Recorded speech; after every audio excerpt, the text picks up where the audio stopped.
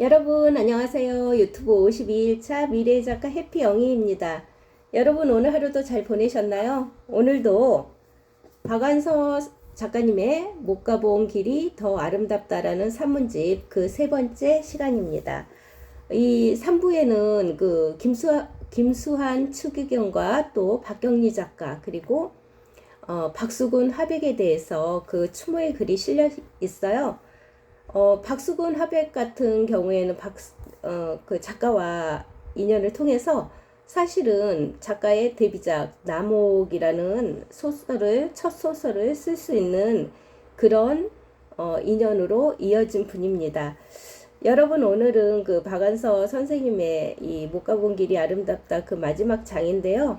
우리가 여기에서 그 그리움에 대하여 보통 우리는 그리움 하면 아픔 또 이미 떠나가 버린 사람 또 다시는 돌아올 수 없는 시간 그리고 다시 만날 수 없는 얼굴 이런 것들을 떠오르잖아요.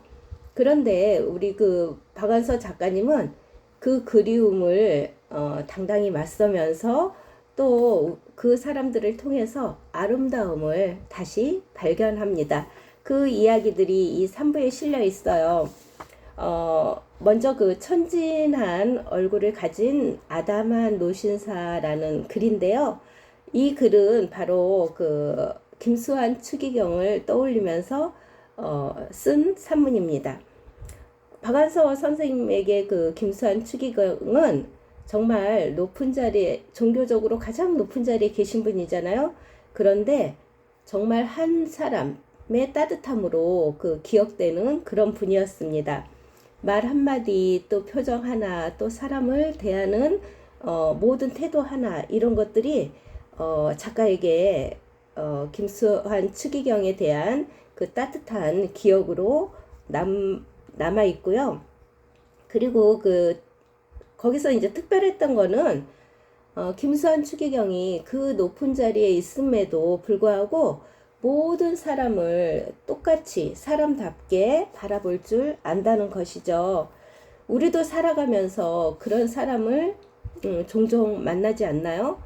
정말 그 내가 잘 나가고 내가 성공했을 때 그때 칭찬해주고 그런 사람보다는 정말 내가 힘들고 내 위치가 초라해졌을 때 그럴 때 나를 함부로 대하지 않고 여전히 똑같이 대하는 그런 사람 주위에 그런 분들이 혹시 있지 않은가요? 물론 그러기가 쉽지 않을 수는 있지만 김수환 추기경은 모든 사람을 그렇게 대했다는 거죠. 그래서 시간이 지날수록 그분에 대한 마음이 남아있다는 그런 따뜻함, 그런 이야기입니다. 그리고 두 번째는 이제 신혼의 문학인데요. 신혼의 문학은 바로 소설가 박경리 선생님에 대한 추억입니다. 추억을 떠올리는 건데요. 두 분은 모두 다 한국 그 현대 문학을 대표하시는 분들이잖아요. 그런데 그분들의 삶의 공통점이 있다면 그 시대의 깊은 상처가 자리하고 있다는 거예요. 전쟁과 가난, 또 가족의 아픔, 또 시대가 개인에게 강요했던 수많은 선택들. 그러나 두 작가는 모두 그 상처를 개인의 상처로 이렇게 남겨두지 않고 그것을 바로 문학으로 바꾸어 놓았다는 공통점이 있습니다. 여러분, 상처는 없어지는 것이 아닐지도 몰라요. 왜냐하면 그 상처라는 것은 항상 어느 순간 작가님도 그렇잖아요. 이렇게 되살아나게 돼 있어서 그게 시간이 지난다고 해서 과연 치유가 될까? 하지만 그 상처에 의미를 부여하면서 그 아픈 기억으로 끝나는 게 아니라 누군가의 삶을 이해하는 이야기 이렇게 문학으로 바꾸는 박경리 작가님 또 자신도 또 그런 것들을 겪었기 때문에 전쟁의 기억, 가족의 상실, 뭐 그 시절에 젊은 시절에 좌절 이런 것들을 박경리 선생님을 통해서 또 바라봤다는 그런 솔직한 글을 또 써놓았어요. 인생이 아름답다고 말하지 않는 건 아니고요. 때로는 구차하고 또 때로는 비겁하고 때로는 견디기 힘들었다고 말하고 있습니다. 그런데 바로 그 정직함 때문에 그의 문장이 마음속에 다가왔다는 거죠. 우리 역시 완벽한 삶을 살 수 있을까요? 그러지는 못하겠죠. 돌이켜보면 누구에게나 후회되는 장면 하나쯤은 있습니다.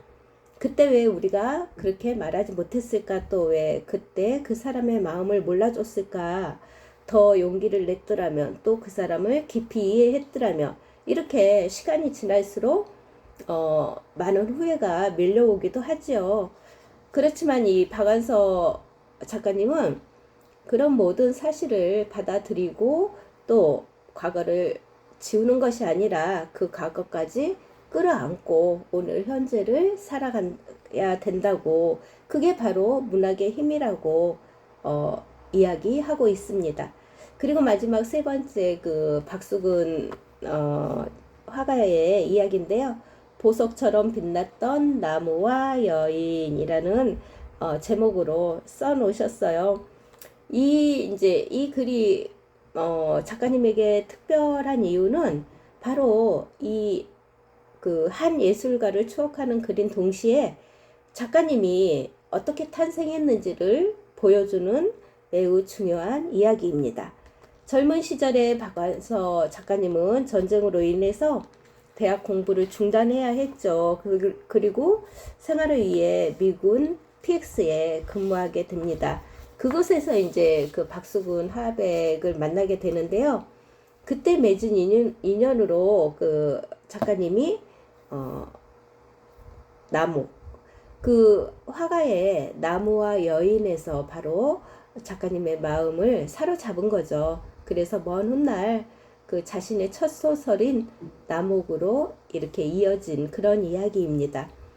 여러분, 우리가 어떤 것을 볼 때 떠오르는 영상을 가지고 자기의 꿈을 펼치는 그런 계기가 있으면 얼마나 좋을까요?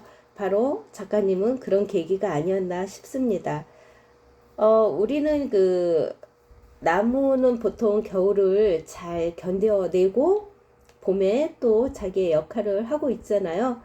우리도 어쩌면 이런 글들을 통해서 지금이 만약에 힘들다 하면 지금을 잘 견디고 나면 또 따뜻한 봄이 온다는 그런 메시지 같기도 했어요. 저에게는 이렇게 우리가 3일 동안을 통해서 작가님의 1부, 2부, 3부 이렇게 이제 못 가본 길이 더 아름답다라는 산문을 가지고 이야기했는데요.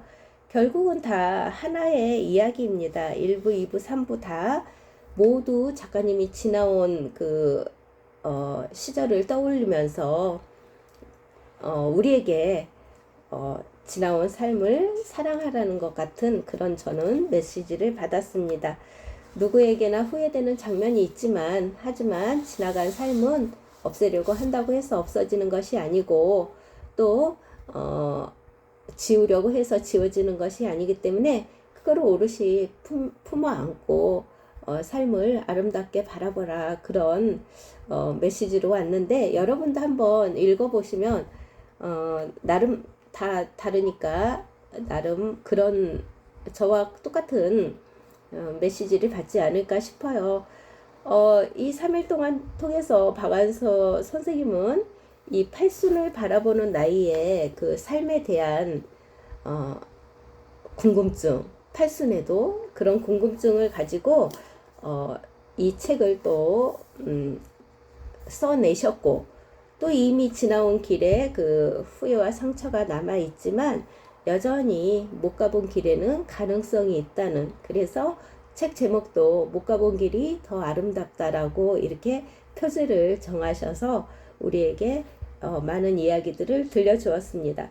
여러분, 여기에 지금 29편, 거의 30편 정도의 산문이 들어있는데요.